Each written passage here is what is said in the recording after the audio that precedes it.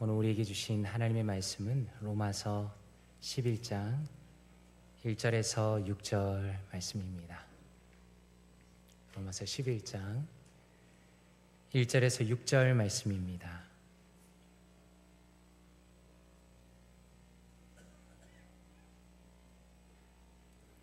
제가 봉독하도록 하겠습니다. 그러므로 내가 말하노니 하나님이 자기 백성을 버리셨느냐? 그럴 수 없느니라. 나도 이스라엘인이요 아브라함의 씨에서 난 자요 베냐민 지파라. 하나님이 금일이 아신 자기 백성을 버리지 아니하셨나니 너희가 성경이 엘리야를 가리켜 말한 것을 알지 못하느냐? 그가 이스라엘을 하나님께 고발하되 주여 그들이 주의 선지자들을 죽였으며 주의 제단들을 헐어버렸고 나만 남았는데 내 목숨도 찾나이다 하니 그에게 하신 대답이 무엇이냐? 내가 나를 위하여 바알에게 무릎을 꿇지 아니한 사람 7,000명을 남겨두었다 하셨으니 그런즉 이와 같이 지금도 은혜로 택하심을 따라 남은 자가 있느니라. 만일 은혜로 된 것이면 행위로 말미암지 않음이니 그렇지 않으면 은혜가 은혜되지 못하느니라. 아멘. 말씀을 위해서 기도하겠습니다. 아버지 하나님, 이 자리까지 우리를 이끄신 주님의 은혜에 감사드립니다. 주님의 존귀한 말씀 앞에 서고 그 말씀을 귀 기울여 듣게 하시니 감사드립니다. 주님은 우리의 영원한 아버지이시며 우리의 반석이시며 우리의 전부이십니다. 주의 말씀을 들을 때에 마음이 낙심한 자에게는 위로하여 주시고 갈 길을 잃은 자에게는 그 길을 보여주시며 마음이 교만한 자에게는 겸손으로 채워주시고 주님의 자녀됨의 기쁨과 영광을 새롭게 경험하는 복된 시간으로 인도하여 주시옵소서. 존귀하신 주 예수 그리스도의 이름으로 간절히 기도드리옵나이다. 아멘. 아주 어렸을 때 우연히 본 드라마 중에 아들과 딸이라는 드라마가 있습니다. 이란성 쌍둥이로 태어난 남매의 이야기입니다. 등장인물의 이름 안에 이 드라마가 보여주고자 하는 메시지가 다 들어가 있습니다. 최수종 씨가 연기했던 아들의 이름은 귀남이입니다. 이 아들은 무려 7대 독자이고 이름 자체가 귀한 남자라는 뜻을 가지고 있습니다. 정혜선 씨가 연기한 귀남이의 어머니는 끔찍히도 아들을 아끼고 편애하는 역할로 등장합니다. 그리고 그 집에 쌍둥이 딸이 한 명 더 있는데 김희애 씨가 연기한 딸의 이름은 후남이입니다. 이 후남이라는 이름의 뜻이 참 서글프다고 말할 수 있습니다. 다음에는 꼭 아들이면 좋겠다라는 뜻이 후남이입니다. 당연히 후남이는 어머니로부터 엄청나게 차별을 받으면서 자랍니다.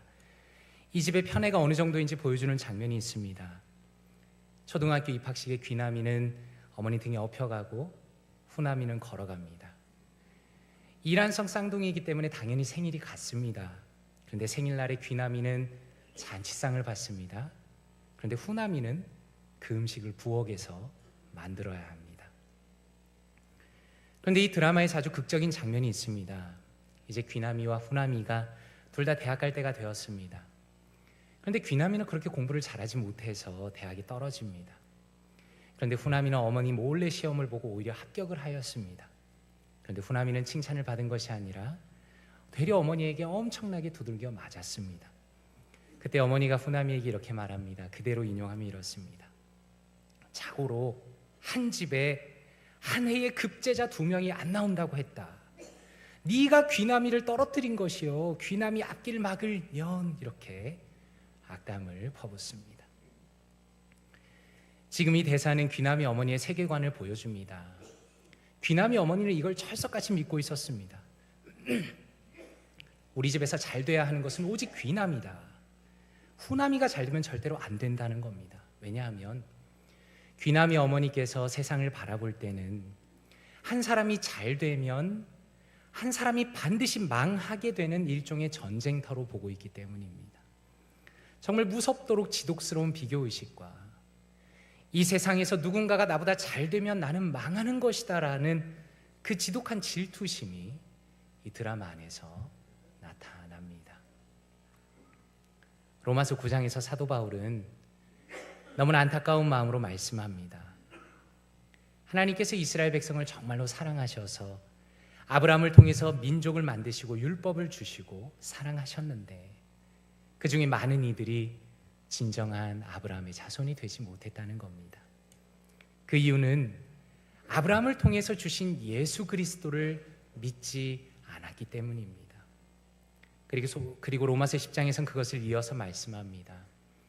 하나님의 율법을 지켜서 구원받는 것이 아니라 오직 예수 그리스도를 믿음으로 은혜로 구원을 받는다는 겁니다.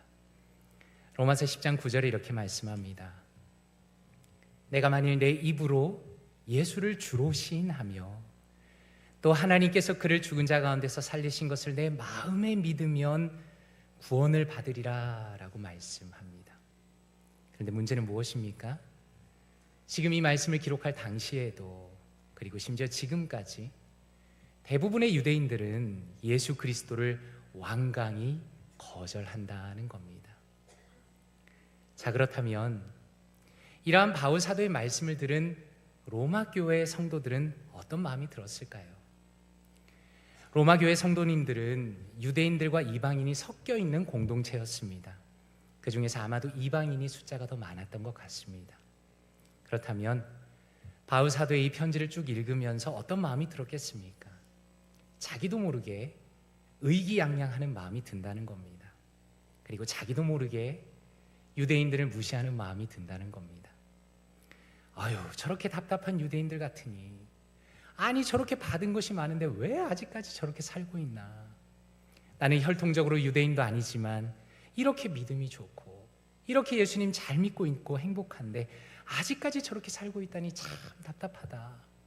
아무래도 하나님께서는 나는 특별히 사랑하시고 유대인들은 버리신 것이 틀림없다, 이런 생각이 자기도 모르게 마음속에 들어왔다는 겁니다.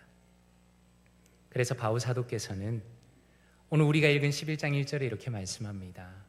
그러므로 내가 말하노니 하나님이 자기 백성을 버리셨느냐? 그럴 수 없느니라 라고 말씀합니다. 바울 사도는 이러한 로마 교인들의 태도와 생각에 대해서 무엇이라 말씀합니까? 그럴 수 없느니라 라고 분명히 말씀합니다. 너희는 너희만 대단하다고, 그리고 반면에 다른 사람은 다 버렸다고 생각해서는 안 된다. 비록 지금 너희 눈에는 이스라엘 백성이 답답해 보이고 마치 하나님께서 버리신 것처럼 보일지라도 그것은 너의 착각에 불과하다 라고 말씀합니다.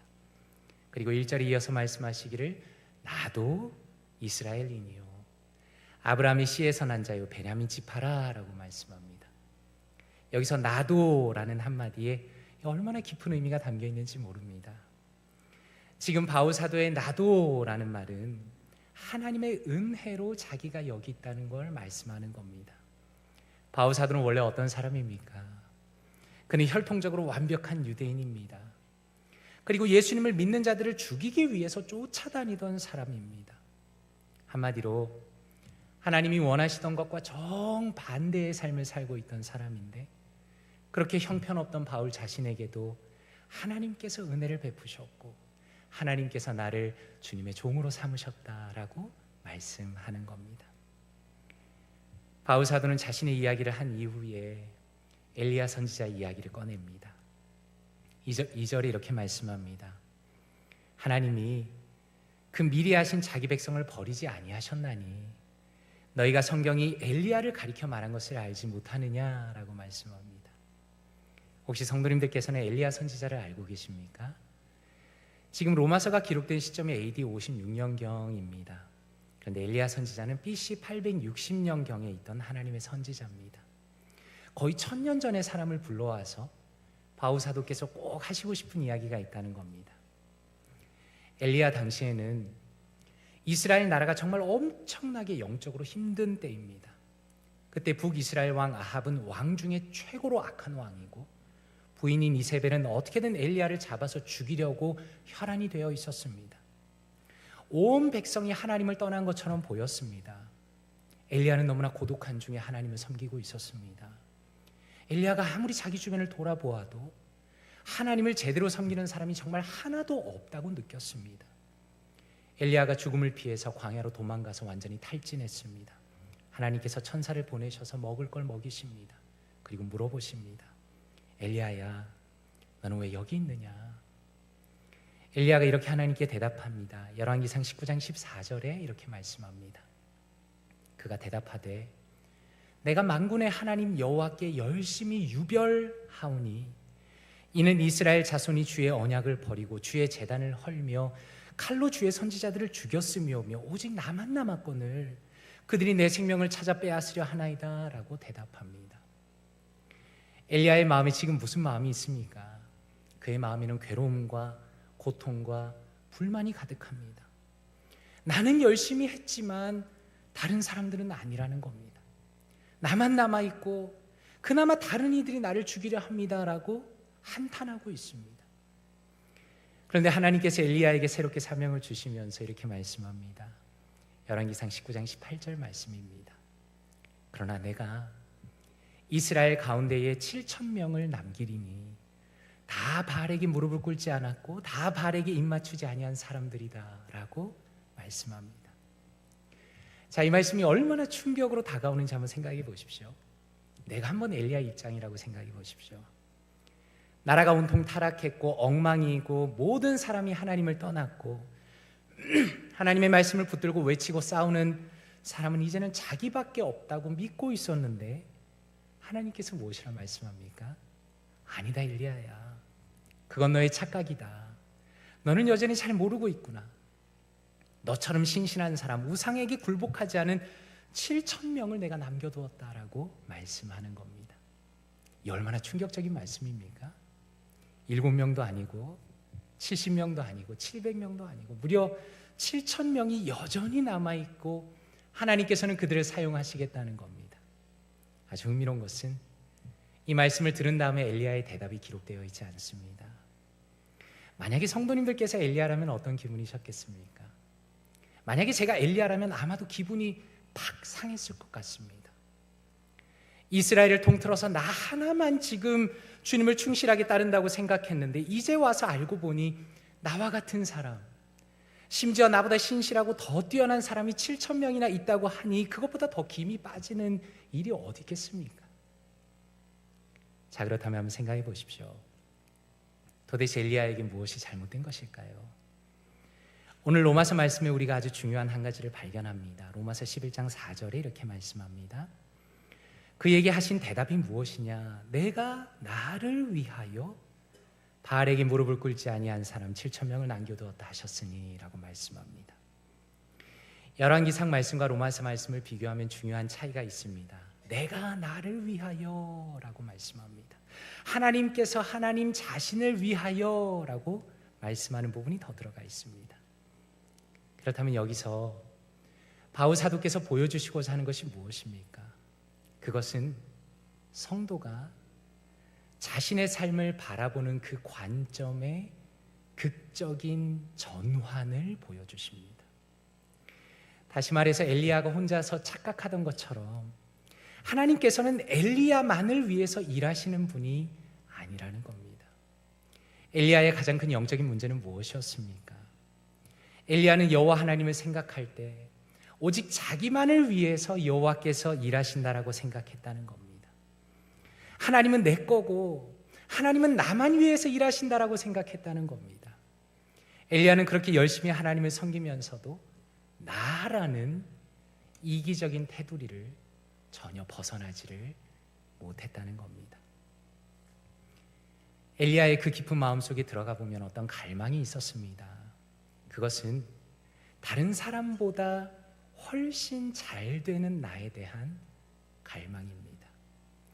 물론 그 탐욕이라는 것은 자신조차 눈치채지 못할 정도여서 교묘하게 감추어져 있었습니다. 왜냐하면 엘리야가 그토록 추구하던 너보다 훨씬 잘 되는 나라는 모습은 겉으로 보기에는 너무나 은혜로운 모습이었기 때문입니다.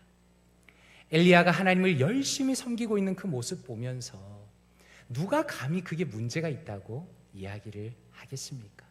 그러나 진짜 문제는 엘리야의 그 깊은 마음속에 너보다는 훨씬 잘 되는 나라는 그 탐욕이 들어가 있었기 때문에 그는 하나님의 일을 하면서도 자기도 모르게 교만하여진 것입니다. 어깨가 으쓱하는 겁니다. 그래, 이스라엘 민족 중에는 내가 최고야. 내가 비록 재산은 없어도 그래도 이스라엘 민족 중에 신앙 하나는 내가 최고야. 내가 선지자야. 나 말고는 다른 사람이 없어. 하나님은 나만 특별히 사랑하시고 내가 제일 잘 돼야 해. 그렇게 확고하게 믿고 있었다는 겁니다. 그런데 하나님께서 부드럽게 무엇이라 말씀합니까? 엘리야야, 그렇지 않다. 너가 지금까지 참 잘했다. 그러나 나는 너 말고도 다른 사람에게도 충만하게 역사하고 있다. 너는 나의 일하는 것을 다 볼 수는 없지만 나는 여호와다. 나는 너의 생각을 뛰어넘으며 온 세상 속에서 나의 구원의 역사를 이루고 있다라고 말씀하십니다. 그렇다면 지금 이 말씀이 로마 교회 이방인 성도들에게 어떻게 들리겠습니까? 그들의 뒤통수를 강하게 치는 그런 말씀이었겠죠. 그들은 은근히 유대인들을 무시하고 있었습니다. 하나님께서 자기들만 위해서 일하시고 있다고 생각했다는 겁니다. 유대인들보다는 내가 그래도 훨씬 낫다, 내가 잘 되고 있다라고 은근히 뻐기고 있었기 때문입니다. 그런데 바울 사도께서 무엇이라 말씀합니까? 로마서 11장 5절과 6절에 이렇게 말씀합니다. 그런즉 이와 같이 지금도 은혜로 택하심을 따라 남은 자가 있느니라. 만일 은혜로 된 것이면 행위로 말미암지 않음이니 그렇지 않으면 은혜가 은혜 되지 못하느니라 라고 말씀합니다. 무슨 의미입니까? 바울 사도는 은근히 교만하고 또 은근히 자기 잘난 맛에 살던 성도들에게 그들을 인도하시는 하나님의 일하시는 방식에 대해서 말씀합니다. 그것은 바로 하나님의 은혜입니다. 받을 자격이 없는 사람에게 넉넉하게 넘치게 베푸시는 하나님의 사랑과 친절을 말씀합니다. 한번 생각해 보십시오. 지금 속으로 은근히 교만해져 있는 이방인들이 사실 어떻게 그 자리까지 갔습니까?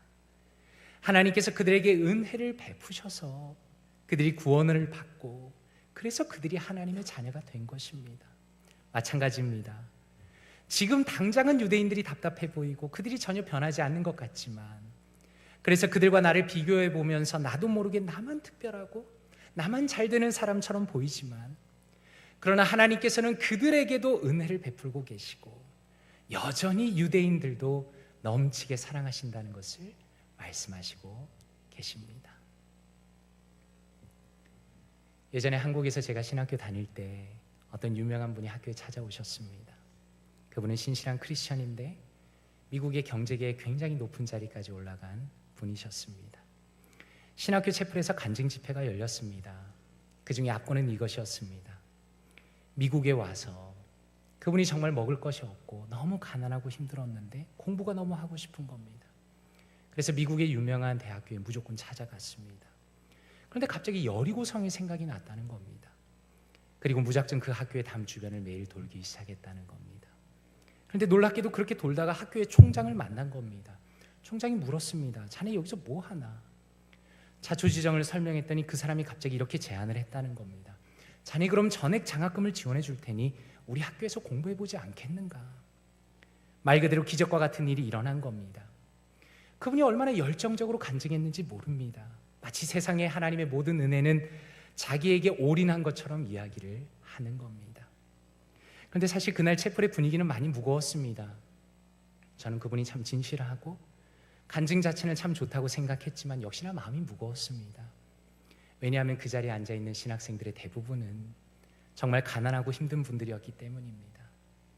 주님 앞에 헌신하고 자신을 드리겠다고 신학교까지 왔지만 겨우 대출받아서 등록금을 낸 사람은 그나마 다행이고 등록금을 전혀 내지 못하고 학교의 눈치를 보고 있는 사람들도 여럿 있었기 때문입니다. 저는 종종 그런 생각을 합니다.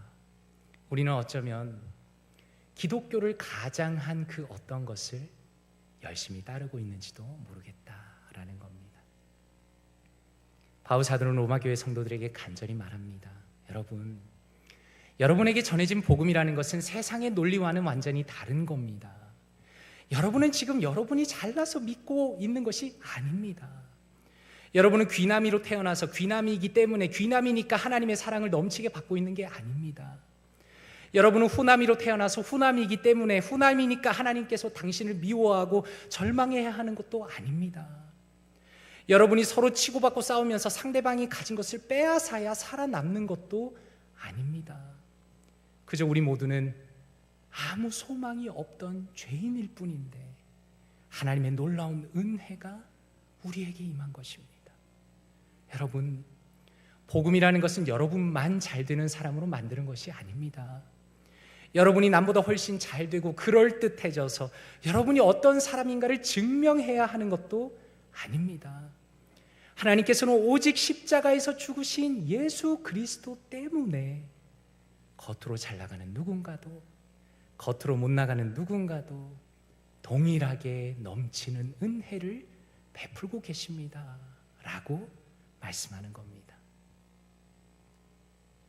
저는 본격적으로 성경을 읽은 것이 20살 정도부터입니다. 그런데 성경을 제대로 읽어보니까 참 이상한 게 많아 보였습니다. 특별히 믿음장이라고 이름 붙여진 히브리서 11장은 정말 이상하게 생각되었습니다. 34절부터 말씀입니다.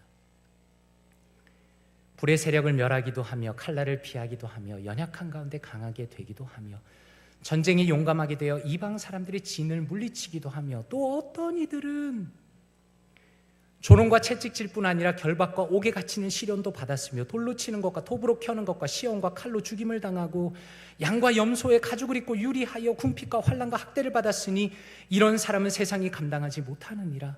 그들이 광야와 산과 동굴과 토굴에 유리하였느니라. 정말 이상하지 않습니까? 한번 생각해 보십시오. 만약에 우리가 기독교 신앙이라는 것을 내가 남들보다 훨씬 잘 되는 것으로, 심지어 내가 남들보다 뭔가 은혜 많이 받았다고 뿌듯해하는 것으로만 이해한다면 이 말씀은 받아들일 수가 없습니다. 물론 어떤 사람들은 나라를 이기고 승리하며 사자의 입도 막았습니다. 기적과 같은 삶을 살았습니다. 그런데 평생 동안 전혀 그렇지 못한 사람들도 있었다는 겁니다.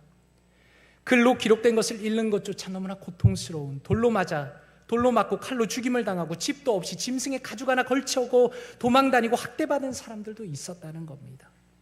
이 말씀은 무엇을 보여줍니까?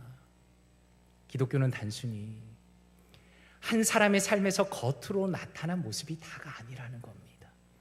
아들이든 딸이든 옷이든 차이든 심지어 교회 직분이든 기도 응답이든 그래도 너보다는 훨씬 내가 잘 되는 나의 모습을 가지는 것이 기독교의 궁극적인 목표가 아니라는 겁니다. 그렇다면 과연 기독교란 무엇입니까? 예수님께서 부활하신 이후에 베드로를 찾아오셨습니다. 예수님께서는 베드로의 마음에 있는 주님을 향한 사랑을 확인하시고 나의 양을 먹이라 라고 숭고한 사명을 주십니다. 근데 사실 그 다음 장면이 굉장히 우리를 놀라게 하는 장면입니다. 요한복음 21장 18절에서 예수님께서 이렇게 말씀하십니다.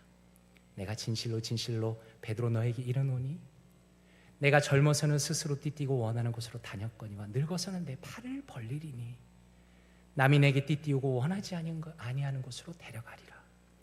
이 말씀을 하심은 베드로가 어떠한 죽음으로 하나님께 영광을 돌릴 것을 가리키심이로라. 이 말씀을 하시고 베드로에게 이르시되 나를 따르라 하시니, 지금 예수님께서는 베드로의 죽음이 어떤 것인지를 알려주십니다. 그는 원하지 않는 곳으로 비참하게 끌려갈 것이며 그는 십자가에서 죽을 것임을 알려주십니다. 그런데 그 말씀을 들으면서 베드로가 옆에 있던 사도 요한을 흘낏 보더니 갑자기 이렇게 질문합니다. 21절 말씀에 이에 베드로가 그를 보고 예수께 여짜오되 주님, 이 사람은 어떻게 되겠사옵나이까? 한번 생각해 보십시오. 도대체 베드로 사도께서 이걸 왜 물었을까요? 갑자기 마음에 비교의식이 생긴 겁니다. 지금 돌아가는 분위기를 보니까 자신은 비참하게 죽는다고 말씀하시는데 혹시 요한은 나보다 잘 되는 게 아닐까? 그런 마음이 든 겁니다. 물론 우리가 오해해서는 안 됩니다. 베드로 사도는 정말 대단한 믿음의 사람이며 주님의 종입니다. 바로 앞에서 고백했던 것처럼 예수님을 너무나 사랑하는 그 베드로의 마음도 진실입니다. 그러나 그럼에도 불구하고 이왕이면 요한보다는 더 그럴듯하게 삶을 마무리하고 싶은 나 중심적인, 나만 생각하는, 나라는 틀에 갇힌 연약한 자신의 모습을 주님 앞에 자기도 모르게 이야기하는 겁니다. 요한복음 21장 22절에 예수님께서 이렇게 말씀합니다. 예수께서 이르시되 내가 다시 올 때까지 그를 머물게 하고자 할지라도 내게 무슨 상관이냐, 너는 나를 따르라 하시더라. 예수님은 이미 베드로의 마음을 다 아셨습니다. 베드로야, 요한이 너와 비교할 수 없을 만큼 멋지게 산다 하더라도 그것이 너와 무슨 상관이 있느냐? 나는 요한을 사랑하는 것만큼 너를 사랑한다. 나는 그에게도, 그리고 너에게도 여전히 동일한 은혜를 베풀고 있다. 너는 다른 사람을 신경 쓰지 말고 오직 너에게 주어진 그 사명을 감당하는 데 초점을 맞추어라. 너는 심지어 너의 죽음을 통해서도 하나님께 영광을 돌리게 될 것이다. 너의 가장 비참한 모습을 통해서도 하나님은 높아지실 것이다. 그것이 바로 너를 향한 하나님의 뜻이다. 그러니 너는 다른 사람을 바라보지 말고 나를 바라보라. 내가 지금까지 너를 어떻게 사랑하는지를 기억하라. 나는 너를 위하여 나 자신 나의 전부를 주었고 나는 너를 포기하지 않을 것이다. 나는 세상 끝날까지 너와 함께 할 것이다. 다시 한번 너에게 말한다. 너는 나를 따르라 라고 말씀하는 겁니다. 저희 아버지께서는 경상도 남자이기 때문에 말씀이 별로 없으십니다. 그런데 제 인생에 꼭 필요한 말씀으로 항상 저를 인도해 주고 계십니다. 아마 제가 30대 초반이었던 걸로 기억합니다. 목사 안수를 받은 지가 얼마 안 됐고 정말 힘써서 교회를 섬기고 있을 때입니다. 그런데 어느 날 갑자기 아버지께서 뜬금없이 저에게 이런 말씀을 해주시는 겁니다. 아들아, 너가 없으면 교회가 잘 안 된다는 생각은 하지도 말아라. 무슨 말씀인지 이해하셨습니까? 아들아, 너가 없다고 교회가 잘 안 된다는 생각은 하지도 말아라. 처음에 그 말씀을 딱 듣는 순간 너무 마음에 화가 났습니다. 아니 아버지, 무슨 말씀입니까? 제가 얼마나 많은 일을 하고 있는데요. 제가 맡은 일이 이런 겁니다. 저를 무시한 것 같아서 화가 많이 났습니다. 그런데 시간을 두고 제 자신의 내면을 살펴보니 한 가지 중요한 사실을 발견했습니다. 그것은 저의 마음속에 깊은 곳에서 영적인 교만이 있다는 겁니다. 다른 사람보다 내가 열심히 하고 있다.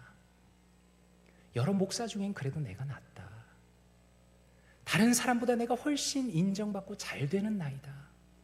그러니 내가 없으면 교회에 큰 어려움이 생길 것이다. 이렇게 저의 마음 깊은 곳에서는 아주 은밀하게 교만이 뿌리박고 있었던 겁니다. 그런데 그러한 저의 태도가 유학을 나오면서 조금씩 바뀌었습니다. 저는 장로교 목사지만 오순절 교단에 속한 신학교에서 처음에 유학을 시작했습니다. 전 세계에서 찬양 좋아하는 사람들이 모여서 함께 찬양하고 찬양을 배우는 곳입니다. 저는 장로교 목사였기 때문에 저도 모르게 제 마음 안에 이런 생각이 있었던 것입니다. 장로교가 제일 잘 돼야 된다. 장로교 목사가 최고다. 목사는 그래도 이름 있는 학교를 나오고 학위가 있어야 한다. 그런데 그곳은 완전히 새로운 세상이었습니다. 장로교 목사나 장로교 교인이 아니어도, 남들이 알아주는 학위가 없어도, 너무나 인품이 좋고 또 신앙이 좋은, 그리고 찬양에 탁월한 은사가 있는 사람들이 정말 모래알처럼 많은 곳이었습니다. 저는 유학생활하면서 저라는 존재가 누구인가를 새롭게 깨닫게 되었습니다. 나는 누구인가? 하나님의 나라라는 이 영광스러운 곳에서 아주 작은 종 하나에 불과하다는 겁니다. 내가 고백하는 기독교의 목표라는 것이 내가 남보다 훨씬 잘 되기 위해서, 내 사역을 더 빛내고 더 멋진 목회자가 되기 위해서 여호와 하나님이나 교회를 이용해 먹는 것이 아니라는 걸 인정하게 된 겁니다. 내가 오히려 여호와의 종이 되어야 하며 마땅히 그분의 뜻을 이루는 인생의 그 유일한 하나의 only 그 목적을 이루기 위해서 이 세상에 살아간다는 것을 인정하게 되었습니다. 그리고 심지어 내가 내 눈으로 보기에는 그 사람이 아직 많이 부족하다고 생각했는데, 하나님께서는 나뿐만 아니라 그 사람을 통해서도 얼마든지 일하신다는 것을 인정하게 되었습니다. 요즘에 A.W. 토저 목사님의 기도문을 가끔 읽고 있습니다. 그분이 자신의 설교 전에 하셨던 기도들을 모은 책입니다. 거기 이렇게 기도합니다. 주님, 간절히 기도하오니 우리가 공작새처럼 깃털을 들어 올리고 곧게 세워 자신을 실제보다 5배 크게 보이도록 하는 일이 없게 하소서. 우리가 얼마나 작은지, 얼마나 악한지, 어린 양의 보혈과 하나님의 용서의 사랑이 얼마나 절박하게 필요한지를 깨닫도록 도와주시기를 기도합니다. 이 기도야말로 기독교가 진정으로 무엇인가를 보여줍니다. 진정한 영적인 성숙이 무엇인가를 보여줍니다. 남보다 훨씬 잘 되는 나라는 정체성이 아니라 하나님 앞에 겸손한 모습으로 그저 주님 앞에 엎드리는 겁니다. 하나님이 기뻐하시는 참된 신앙은 그 마음 안에 은혜에 대한 감각으로 가득한 것입니다. 그리고 더 나아가서 나뿐만 아니라 다른 사람에게도 여전히 놀라운 하나님의 은혜가 역사하고 있음을 인정하며 기뻐하며 즐거워하는 것입니다. 말씀을 맺기를 원합니다. 우리가 예수 그리스도 안에 있다는 것이 무슨 의미입니까? 세상은 지독스럽게 우리에게 이렇게 주장합니다. 심지어 우리 자신조차 그렇게 생각합니다. 나는 다른 사람보다 훨씬 잘 되는 내가 돼야 한다. 훨씬 기도도 잘 이루어지고 훨씬 믿음도 좋아야 하고 훨씬 열매도 많아야 하고 훨씬 그럴듯해 보여야 한다라고 생각하는 겁니다. 하나님의 은혜를 충분히 모르기 때문에, 하나님의 은혜를 깊이 경험하지 못했기 때문에 오직 그것만이 우리의 삶의 목적이 되는 겁니다. 그래서 내가 조금이라도 잘 되는 것 같으면 교만에 빠집니다. 또 반대로 그렇지 못할 때는 헤어나기 어려운 절망에 빠집니다. 저 사람은 나보다 하나님의 사랑을 더 많이 받는 것 같아. 틀림없어. 나보다 훨씬 잘 되는 사람이기 때문에 나는 너무 마음이 힘들어. 하나님이 나를 버리신 것 같아 라고 생각하는 겁니다. 그래서 심지어 다른 형제 자매를 질투하며 나를 더 사랑하지 않는 하나님께 나도 모르게 분노하는 겁니다. 그러나 말씀을 준비하면서 저의 지나온 삶을 돌이켜보니 저도 이제서야 하나님의 복음이 저의 내면 속에 역사하는 그 긴 여정에 첫 발을 내디딘 것 같습니다. 나는 나를 위하여 7,000명의 신실한 사람을 남겨두었다 라고 하신 그 엘리야에게 하신 말씀이, 요한의 죽음과 그의 삶이 도대체 너와 무슨 상관이냐, 너는 나를 따르라 라는 베드로에게 하신 말씀이 아주 조금씩 저의 내면 속에 받아들여지기 시작한 것 같습니다. 그러므로 간절히 바라기는 내가 뭔가 신앙적으로 잘 풀리는 것 같을 때에도 우리의 마음이 주님 앞에서 겸손하기를 원합니다. 예수 그리스도를 통하여 이 모든 것을 은혜로 이루시는 여호와 하나님을 찬양하고 그분을 높이십시오. 혹시라도 삶이 낙심되고 내 인생에 아무것도 이루어지지 않았다고 그런 생각이 들 때도 남과의 비교 속에서 빠져서 고통에 헤매는 것이 아니라 나를 향한 하나님의 완전한 사랑의 증거인 예수 그리스도만 바라보십시오. 그리하여 우리에게 맡겨진 성도의 영광스러운 삶을 충실하게 살아가고 나의 삶을 통해서 오직 하나님만 높아지시는 사랑하는 모든 성도님들 되시기를 주님의 이름으로 축원드립니다. 함께 기도하겠습니다. 이 시간에 말씀 묵상하시면서 함께 기도하기 원합니다. 먼저 기도하실 때 아버지 하나님, 저의 영적인 교만을 보게 하시니 감사드립니다. 나만을 위하여 하나님이 존재해야 한다고 착각하며 내가 잘 되는 것만 위해서 신앙생활했던 저의 모습 돌이킵니다. 나 같은 죄인도 기꺼이 사랑하시며 나와 모든 이들에게 넉넉하게 은혜를 베푸시는 그 주님에 대한 깊은 깨달음과 감격을 회복시켜 주시옵소서. 둘째로 기도하실 때 아버지 하나님, 나를 통해서 오히려 잘 되는 사람들이 늘어나기 원합니다. 주님께서 자신의 생명을 죄인을 위하여 나를 위해 주신 것처럼 나의 사랑과 나의 수고와 나의 헌신을 통해 오히려 다른 사람들이 유익을 얻고 주님의 은혜를 누리는, 주님께서 기뻐하시는 삶 살아가게 하여 주시옵소서. 이 시간에 말씀 묵상하시면서 통성으로 기도합니다. 기도하겠습니다. 하나님 아버지 감사합니다. 우리 사랑하는 성도님들과 함께 말씀 나누게 하시니 감사합니다. 하나님 설교자로 세워주시고 설교할 수 있는 은혜를 주시고 기회를 주시며 함께 주의 말씀을 묵상하고 나눌 수 있는 이 귀한 은혜를 허락하시니 감사합니다. 하나님, 죄인이 모여 주님의 자녀가 되고 하나님 주님을 아버지라 부르며 주님 앞에 기도할 수 있는 이 놀라운 은혜를 주시니 감사드립니다. 때로는 우리가 우리 자신만을 위하여 살아가는 비참한 모습 속에 있었으나 오늘 말씀을 통해서 다른 사람을 위하여, 다른 사람을 통해서도 역사하시는 하나님의 놀라운 은혜를 보게 하시니 감사합니다. 하나님, 나만 잘 되기 위해서 마치 내가 잘 되는 것이 세상의 전부인 것처럼 살아왔던 저의 삶을 돌이키며 회개합니다. 하나님, 오히려 나 같은 죄인도 기꺼이 사랑하시며 은혜를 베푸시는 그 주님의 은혜를 새롭게 발견하기 원합니다. 하나님, 우리의 마음 가운데 교만하거나 낙심하지 않도록 도와주시고 우리를 위하여 모든 것을 주신 그 예수 그리스도의 은혜만을 바라보며 예수 그리스도만 바라보며 살아가며 주님을 따르는 우리가 될 수 있도록 역사하여 주시옵소서. 사랑하는 모든 성도님들과 저의 인생과 우리 헤브론 교회가 바로 그런 교회 될 수 있도록 은혜 위에 은혜를 더하여 주시옵소서. 아버지 하나님, 감사합니다. 주의 사랑의 말씀을 들려주시고 우리의 마음을 새롭게 깨닫게 하시며 또 결단하게 하시니 감사드립니다. 하나님, 주님의 복음이 우리의 삶 가운데 평생 동안 움직이며 힘을 발휘하여서 우리가 교만하거나 낙심하지 않도록 도와주시고 오직 살아계신 나의 주 예수 그리스도만 바라보며 주의 길을 따라가는 우리 모두가 될 수 있도록 역사하여 주시옵소서. 감사드리며 살아계신 주 예수 그리스도 이름으로 기도드리옵나이다. 아멘. 다 함께 일어나시겠습니다.